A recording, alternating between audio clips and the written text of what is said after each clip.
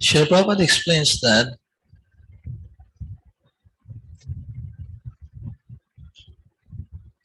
the execution of devotional service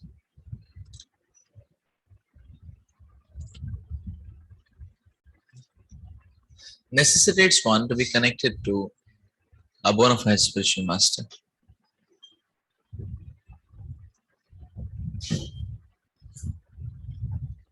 This is the process of initiation.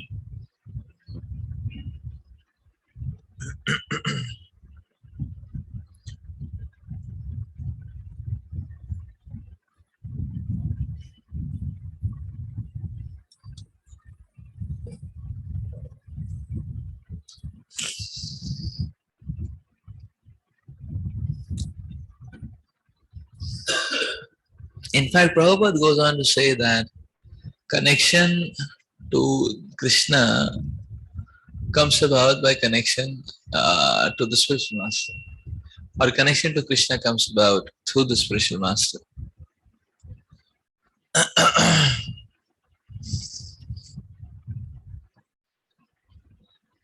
Prabhupada also goes on to explain how Krishna reciprocates. When the Lord is telling in Chatushloki Bhagavad Gita, Dadami buddhi yogam tam yena mam upayanti te, that a person who's always trying to serve me with determination, I give the intelligence to such a person of how he can reach to me.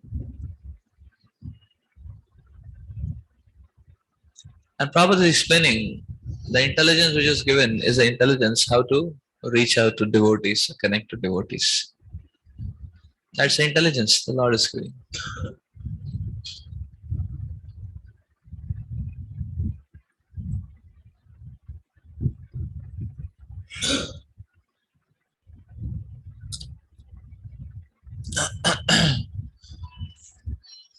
So in Krishna consciousness,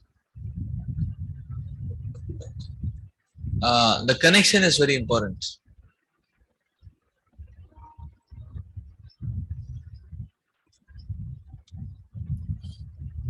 We see more important than inspiration is connection. So the inspiration may be still tainted.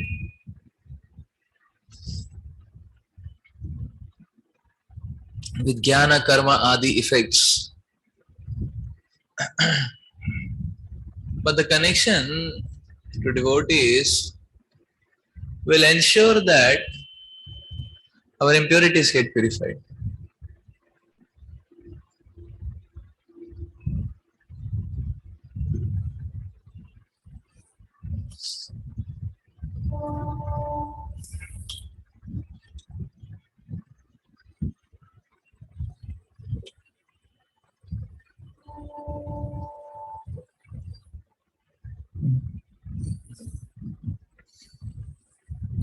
So what is service and what is pleasing to Krishna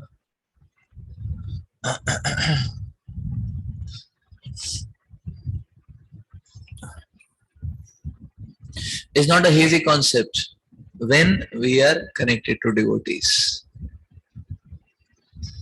So we will see when we are not connected to devotees, and what is actually pleasing to Krishna will be a very hazy concept.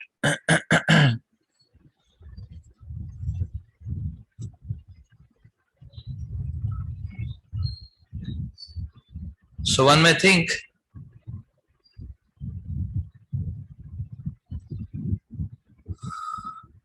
according to his own perceptions, and one may think according to his own perceptions, and therefore one may misconclude, or one may not be able to So one may misconclude what is called as service.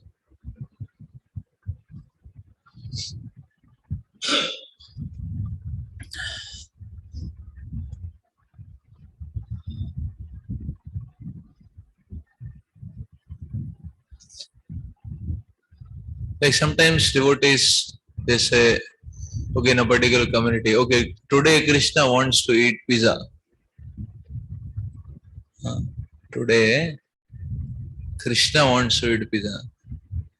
So now the point is, does Krishna really want to eat pizza? So I mean, Krishna is not written in the Shastras that in Shukla Paksha, Saptami, the afternoon, the Shukla Paksha Shakta Saptami, I should be offered pizza, If that is done, I mean, if that is written, then all of us can try to make pizza, no problem. And we know Krishna's pleasure. So you see, if you want to understand what is pleasing to Krishna, it's not that simplistic. But if it is stated in the Shastras, fine, we can accept it. Is it not?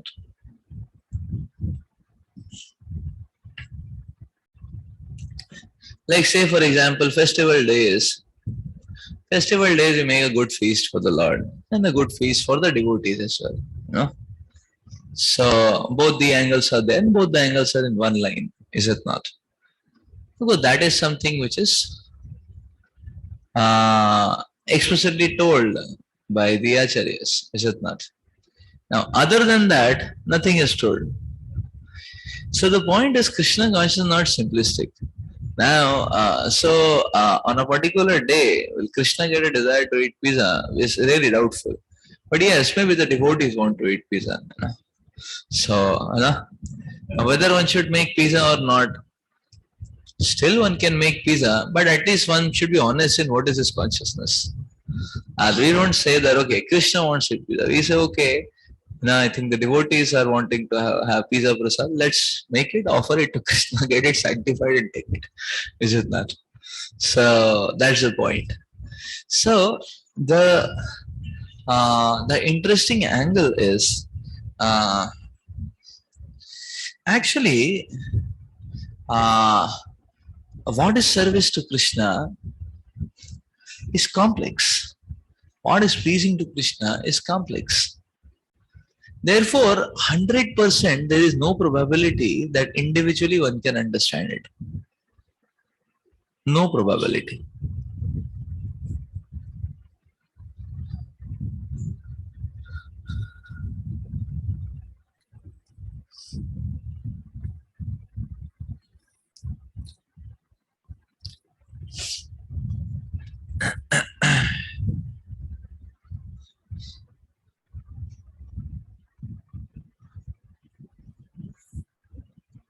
So now this is a very precarious situation because it's so confusing.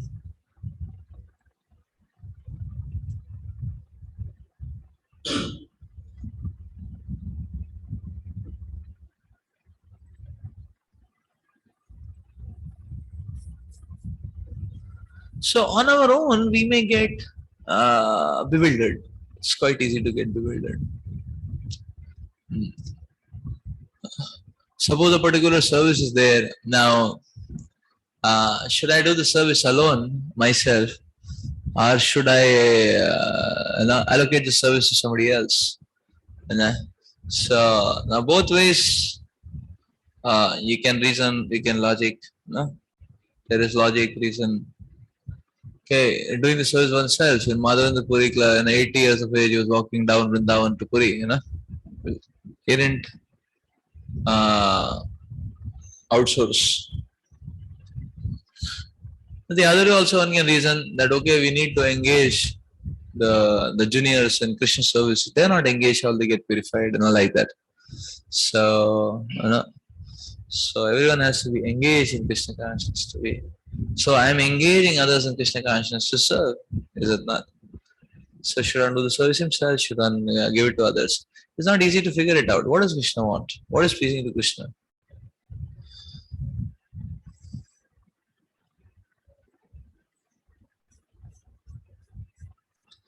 And it depends on what kind of service it is also, is it not?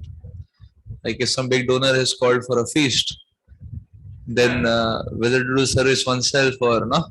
So if one thinks, Madhavendra Puri went to Vrindavan, I'll also go. so, then that may be a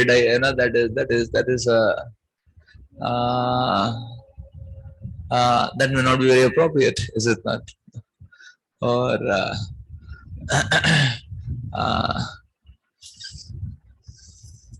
uh, suppose the service involves going and say pacifying some irritated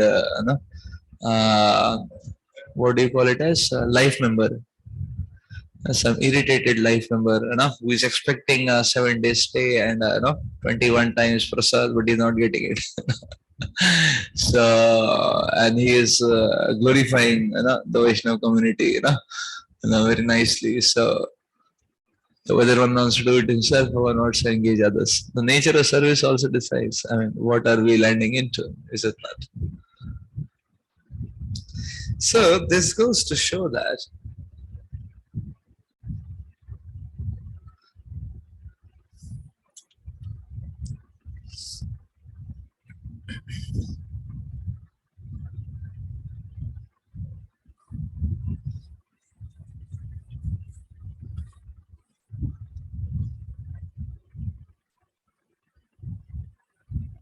so one may get bewildered. That's the point, is it not?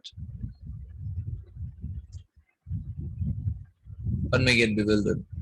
And therefore, actually, Krishna consciousness never should be embarked alone. Now, the point is, what is service to Krishna and what is pleasing to Krishna from an individual standpoint, if you see, it is going to be a difficult affair. But actually, what is service to Krishna and what is pleasing to Krishna? If we see from the holistic perspective of various Vaishnavas, then it is not difficult to pinpoint. So we will see what is genuine service to Krishna is going to be appreciated by everyone. This is one of the benchmarks. Like you see, it's going to be appreciated by everyone. Everything is going to come in line. Like you see, Vyasadeva, he got a desire. He should directly glorify Krishna.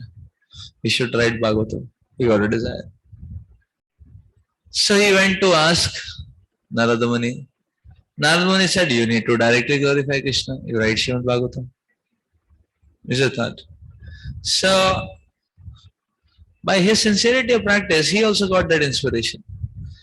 Narada Muni also said the same thing. If you would have gone to 2-3 other devotees, they would have also said the same thing. Is it not? If you would have gone to take darshan of the Lord, Lord's garland would have fell also.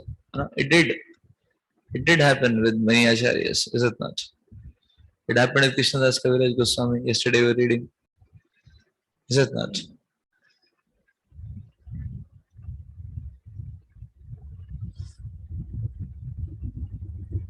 So suppose the question is, okay, who is going to write Chaitanya Charitamrita? Like that. Now suppose we also happen to be sitting in that discussion forum. You may think, oh, I'll write, is it not? And there, no, I'm going to write, like that. But then the point is, what do others think about it? That which is proper, everybody is going to agree on it. We'll see that. Is it not? What to say of the devotee community, even the non-devotees appreciate that which is proper. That's why you see the activities of devotees, even dhira dhira jana priya priya karo. So even non-devotees appreciate the genuine activities of a devotee. That's the point. So if something is meaningful, it is going to be sanctioned and accepted. Like that. So this is the point that that by being in a devotee community, the desires get purified. So that which would not have been pure devotion or service, it would only have been a very heavy mishran, Now, just because of being in association of devotees and throwing at the devotees for devotees analysis and directions, it gets very heavily purified and comes very close to pure devotional service.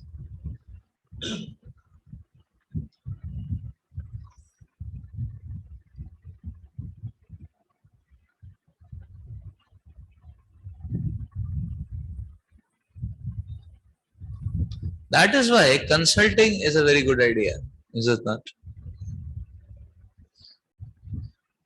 It's okay. Sometimes, we don't see devotees availability for consulting. So those things which are quite clear and they're not much discrepancy. And instead of consulting, one can do reporting as well. So reporting and consulting, they are not much different from each other because reporting is also in one way consulting. We have done something, we're sharing what we have done. Is it not? If it is not so proper, the feedback will come. Next time better improve it like this. Is it not? Like that. Reporting and consulting.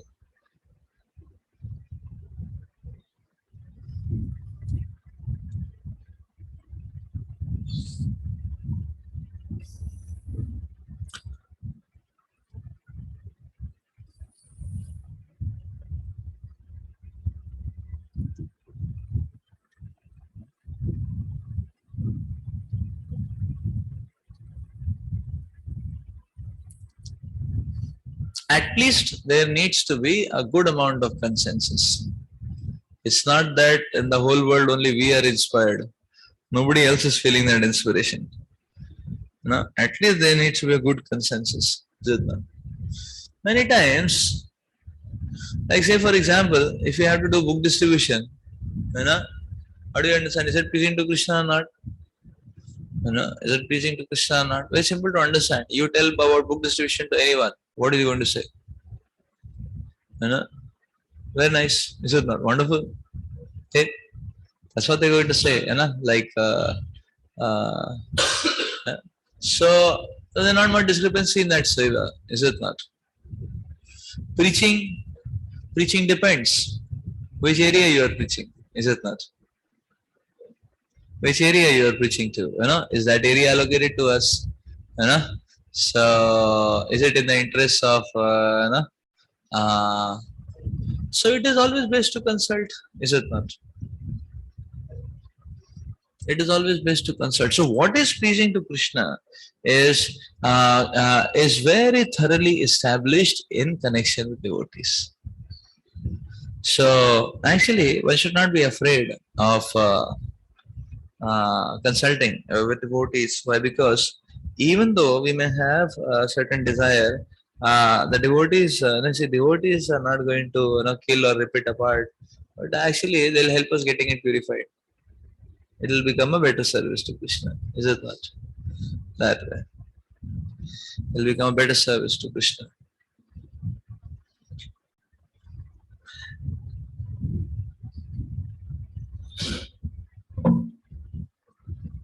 So that is why you see the Lord inspires by connecting us to devotees. That's how that inspiration is proper inspiration, or we can say that is the actual mercy of the Lord. And He inspires us to connect to the devotee so that our thought processes, our ideas, they all get purified. And it can become a better service to Krishna.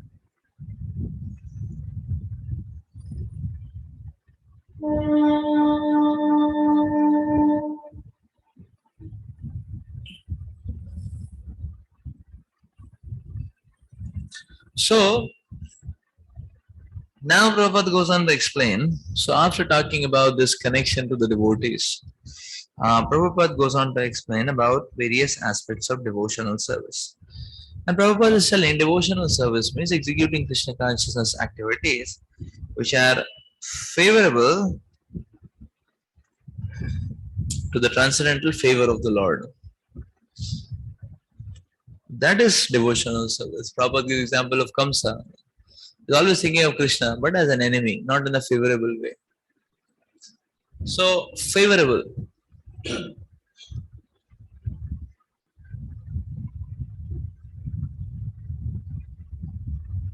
So this ensures that devotional service necessitates that our underlying attitude is I am doing this for Krishna's pleasure.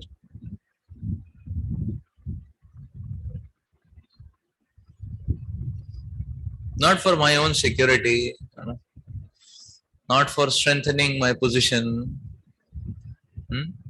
So without bringing in any ulterior motives for Krishna's pleasure.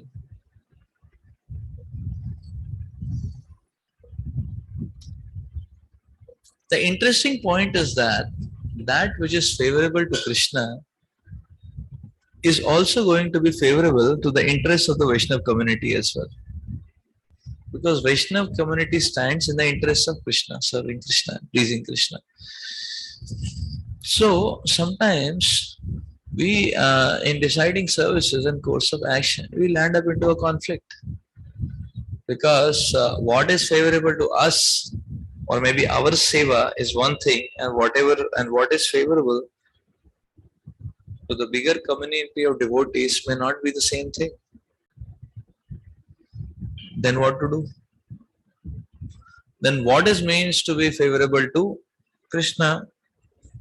So favorable to Krishna will go in the direction of what is favorable to the major community, the major part of the community of Vaishnavas.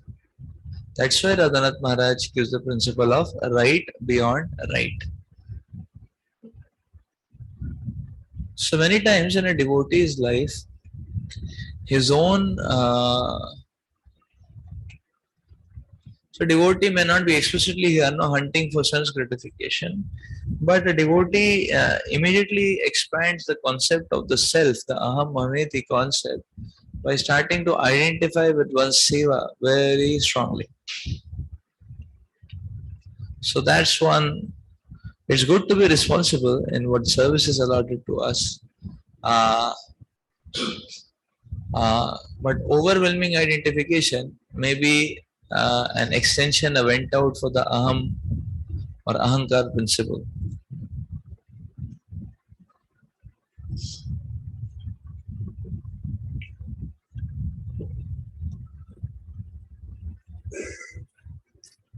That is why this principle comes right beyond right. It is right to do service, but many times we identify or we put ourselves in our service. So our service we see not different as us. So that identification may be fanning to false ego. And therefore sometimes if it is clash and if we sacrifice the needs of our service a bit to help or serve the bigger Vaishnava community, that is going to be right beyond right. Because it is going to be purifying to us also. Like that. And if our heart is purified anyways, our seva will be done better. We don't have to worry about our service much. If our heart is purified, our seva will be done better. So that's why favorable devotional service. And in this context now, Srila Prabhupada, the next point Srila Prabhupada says in this context is also very valid or fits in very nicely. Because Prabhupada is saying that the devotee should understand that Krishna is never alone. Krishna is always going to be there with his associates and paraphernalia. So, therefore, one should have a loving and serving disposition towards the associates of the Lord as well. The devotee community, is it not? The paraphernalia of the Lord as well. Obviously, Prabhupada is speaking about Kurukshetra, and devotees are interested about Kurukshetra because